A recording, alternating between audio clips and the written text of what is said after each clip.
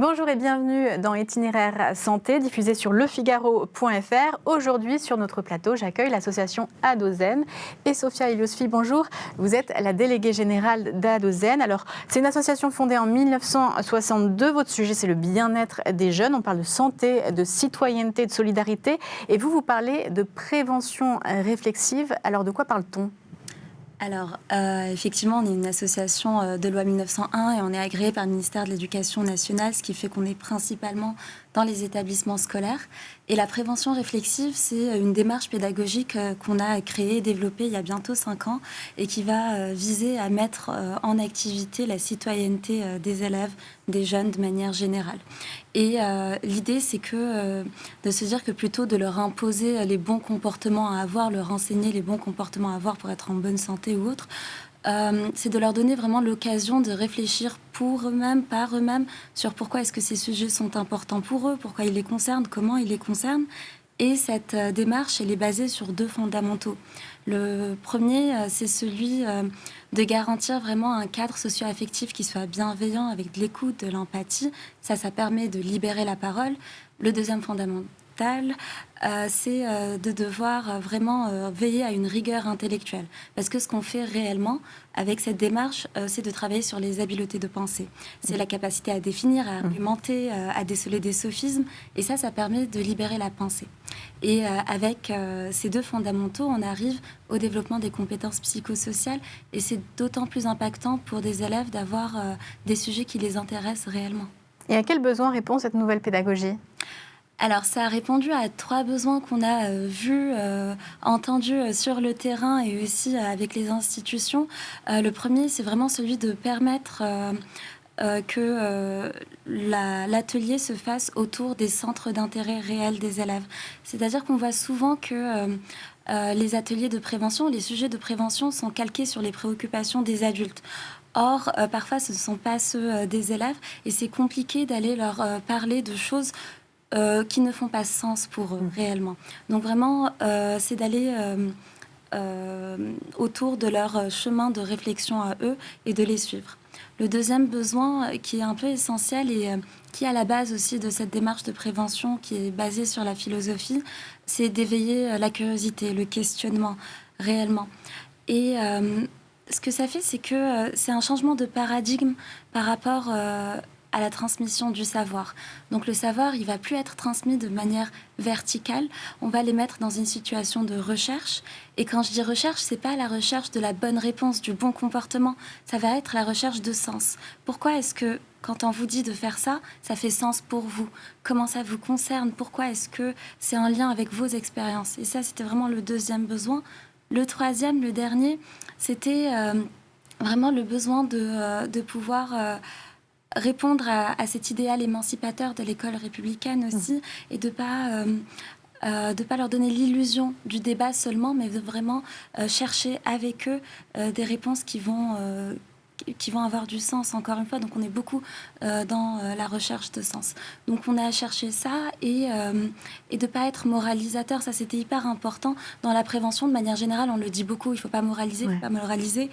Finalement, la mise en place est beaucoup plus compliquée parce qu'on a des valeurs, on a des messages à faire passer. Donc, au final, on passe une certaine morale, une certaine prescription.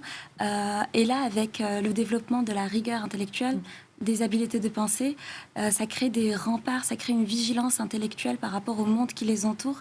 Et ils deviennent eux-mêmes leur propre outil de prévention par la suite. Et c'est ce qu'on voulait, ne pas forcément être là pour qu'ils aient ces réflexes de prévention. Et alors, quels sont les grands sujets qui vous animent et qui animent d'ailleurs aussi les élèves ? Alors, de manière générale, santé, citoyenneté et solidarité. Pour entrer dans le détail, le premier qu'on retrouve beaucoup, c'est la santé mentale. C'est vraiment un vrai sujet de cette année, mais ces dernières années de manière générale, et après le Covid encore plus. On a d'ailleurs un appel à projet cette année qui a été clos, où on va accompagner plus d'une vingtaine de projets pédagogiques dans des établissements. Il y a les questions des addictions aussi. On a un outil qui s'appelle Coop Addict, où on va aller travailler les sujets connexes à l'addiction, le plaisir, la liberté, pour donner sens à ça et qui se rendent par eux-mêmes compte de ce que ça implique, les questions d'addiction, le bien-être de manière générale. Et là, on va sortir dans quelques semaines un nouvel outil qui est, lui, destiné à la maternelle et au primaire, autour de la lutte contre le harcèlement, qui s'appelle le Petit Théâtre Citoyen. Et là, pour le coup, aussi en lien un peu avec la santé mentale, mais sujet extrêmement important. Et puis, ça reste large dans tout ce qui est santé et citoyenneté. Et alors, quand vous allez dans les entreprises, est-ce que vous voyez que toutes les générations sont concernées par ces problèmes? La jeune génération, forcément, mais aussi peut-être les plus anciennes. Comment elles réagissent? Alors oui, c'est vrai, on est beaucoup dans les établissements scolaires, mais on est également dans les entreprises grâce à des ateliers. Écoutez, oui, c'est des sujets qui concernent tout le monde finalement. Cette démarche-là fait en sorte que ça concerne tout le monde parce que c'est extrêmement universel de travailler sur la capacité d'argumenter, d'évaluer ses raisons, de savoir si on pense ce qu'on pense c'est pour une bonne ou une mauvaise raison, ça touche tout le monde.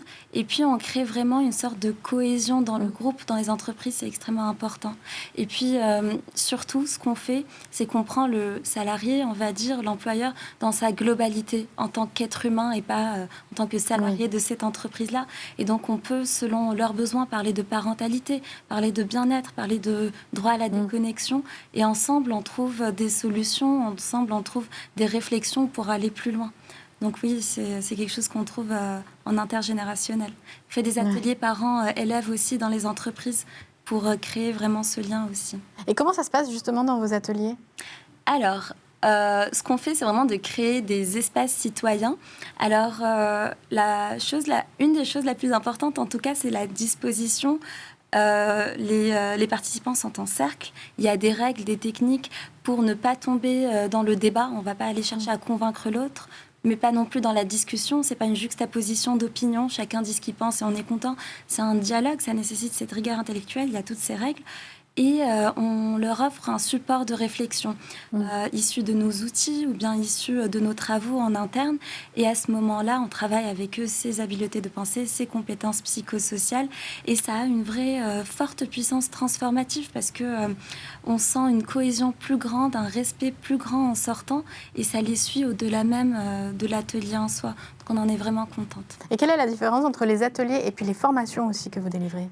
Ouais, effectivement, on fait les deux. Les ateliers, les participants, les bénéficiaires sont des bénéficiaires justement directs. La prévention leur est destinée.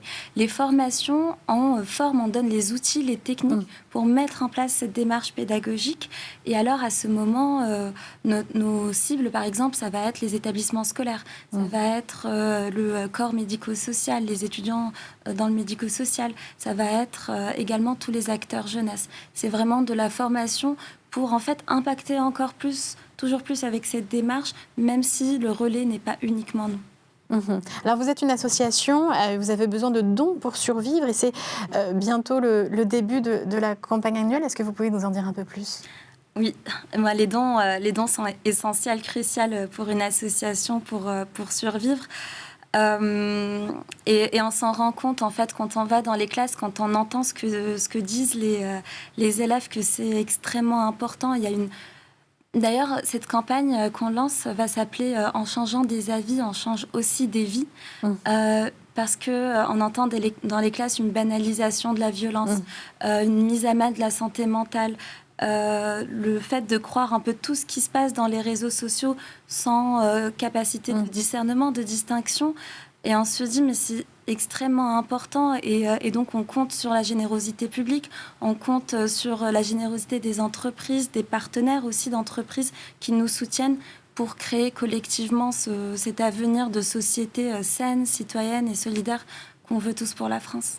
Oui, prendre soin les uns des autres. Merci beaucoup, Sophia Eliosfi, pour Adozen. C'était Itinéraire Santé. À bientôt pour une prochaine émission.